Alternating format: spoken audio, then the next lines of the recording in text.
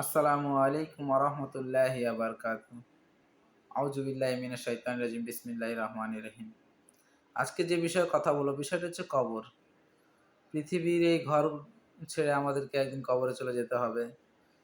কবরটি অনেক অন্ধকার ঘর।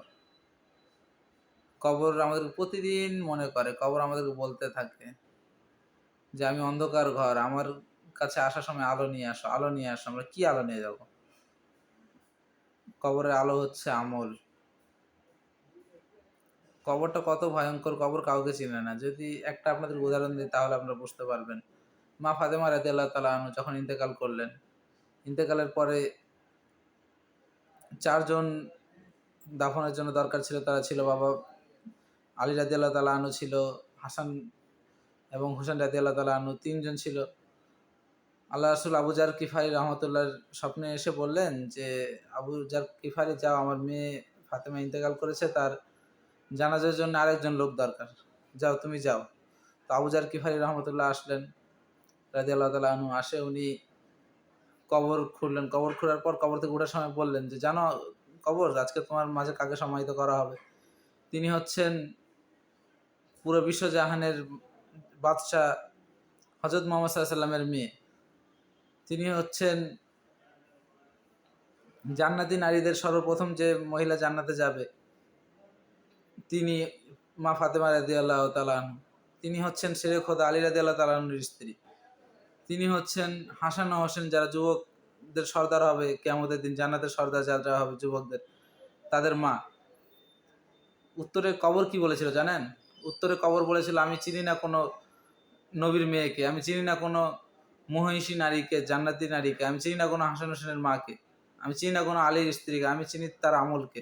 যে এখানে আমল ভালো করে আসবে আমি তাকে সুখময় জীবন দিব, আর যে আমল খারাপ করে আসবে আমি তার জন্য অনেক কষ্টদায়ক, ভয়ঙ্কর হয়ে উঠব।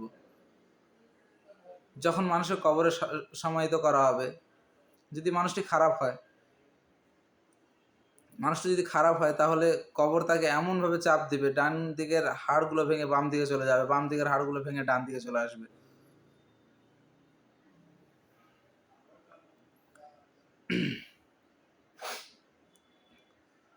ভাইরা আমার, কবর অনেক অন্ধকার ঘর ভাই, সবাইকে যাইতে হবে একদিন।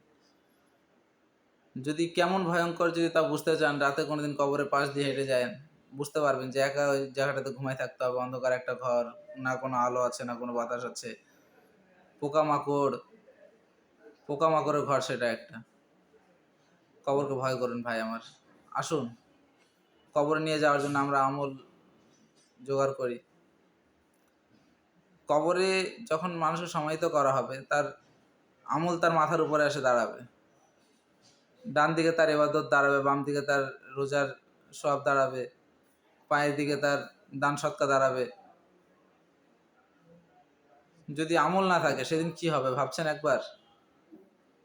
বড় বড় সাপ বিচ্ছু আসে আপনাকে দর্শন করবে, তখন কি করবেন? তখন কাকে খুঁজবেন? ওই জায়গাটাতে তো কাউকে পাবেন না ভাই। আসেন আমল করি ভাই, একমাত্র আমলই পারে আমাদের কবরে আযাব থেকে রক্ষা করতে। ওসমান রাদিয়াল্লাহু তাআলা আনহুর মতন, যিনি পৃথিবীতে 10 জন জান্নাতীর মধ্যে একজন ছিলেন, সুসংবাদ প্রাপ্ত জান্নাতীদের মধ্যে একজন, তিনি কবরের পাশে দাঁড়ালে এমনভাবে কান্না করতেন যে তার দাড়ি মোবারক ভিজে যেত। এমনভাবে কান্না করতেন, কবরটা এত ভয়ঙ্কর। সাহাবাগণ ওসমান রাদিয়াল্লাহু তাআলা আনহুকে জিজ্ঞাসা করতেন, আপনার সামনে তো জান্নাত জাহান্নামের কথা বলা হয়, আপনার সামনে তো কিয়ামত নিয়ে কথা বলা হয়, আপনি তখন তো এত কান্না করেন না, কবর দেখলে আপনার কি হয় যে আপনি এত কান্না করেন? তখন তিনি বলছেন যে, আল্লাহ রাসূলের মুখে বলতে শুনেছি আমি, যে কবর থেকে রেহাই পেল সে পুরা আযাব থেকে রেহাই পেয়ে গেল। কবরটা হচ্ছে জান্নাত জাহান্নাম নির্ধারণের প্রথম স্থান।